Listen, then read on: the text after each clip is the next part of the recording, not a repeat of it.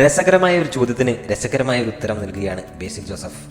മിന്നൽ മുരളിയുടെ പവർ നഷ്ടപ്പെട്ടാൽ രക്ഷകനായി ആര് വരും? മറുപടിയുമായി ബേസിൽ ജോസഫ് പറയുന്നത് ഇങ്ങനെയാണ്.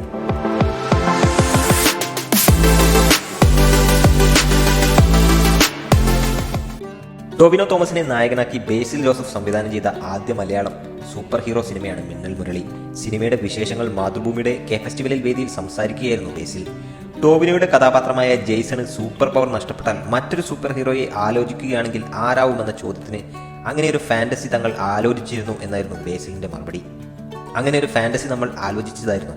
പവർ പോകുന്നു എന്ന് നമ്മൾ ആലോചിച്ചിരുന്നു. ഒരു ഗ്രാമത്തിൽ ഒരു കള്ളക്കഥ നമുക്ക് പറയാം, കുഴപ്പമില്ല. ആദ്യം ഒരു മിന്നൽ നിന്ന് 2 പേർക്കും പവർ കിട്ടുക നമ്മുടെ മൈൻഡിൽ ഇല്ലായിരുന്നു. ഒരു മിന്നൽ അടിച്ചിട്ട് ഗ്രാമത്തിലുള്ള ഒരു പയ്യന് പവർ കിട്ടുന്നു. അവിടുന്ന് വില്ലനെ എങ്ങനെ ഉണ്ടാക്കാമെന്ന് ആലോചിച്ചിട്ട് ഒരു എത്തും കിട്ടുന്നില്ല. ഇവനെ വെല്ലാൻ ഒരു വില്ലൻ എവിടുന്ന് കിട്ടും?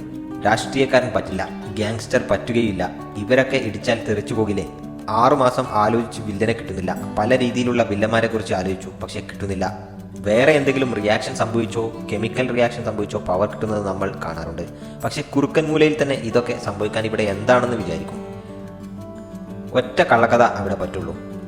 അങ്ങനെ ഇരുന്നപ്പോഴാണ് വെറുതെ ഒരു സുപ്രഭാതത്തിൽ ഒരു മിന്നൽ 2 പേർക്ക് അടിച്ചാൽ പോരെ എന്ന തോന്നൽ വന്നത്. ഇപ്പോൾ ആലോചിക്കുമ്പോൾ ഇത് തോന്നാൻ ഇത്രയും സമയമെടുത്തു, 6 മാസമൊക്കെ എടുത്തു എന്ന് തോന്നുമായിരിക്കും. അന്നേരം അങ്ങനെയല്ല തോന്നിയത്, ഇതിലേക്കെത്താൻ കുറച്ച് സമയമെടുത്തു. ആ ഫാന്റസിയിൽ തന്നെ നമുക്ക് മേലെ പിടിച്ച് കയറാം. പിന്നെ അതിന് പുറത്തു നിന്നിട്ട് പവർ പോകുന്നു, വേറെ പവർ തിരിച്ചു വരാൻ വേണ്ടി വേറൊരാളുടെയും കൂടെ വരുന്നു. അടുത്ത പാർട്ടിൽ ആലോചിക്കാം. ഇതിൽ നടക്കില്ല. അവർ 2 പേരും തമ്മിൽ തീരുക എന്നതാണ് അതിൻ്റെ ഒരു ഗ്രാഫ്. ബേസിൽ ജോസഫ് ഇങ്ങനെ പറഞ്ഞ് അവസാനിച്ചിരിക്കുകയാണ്.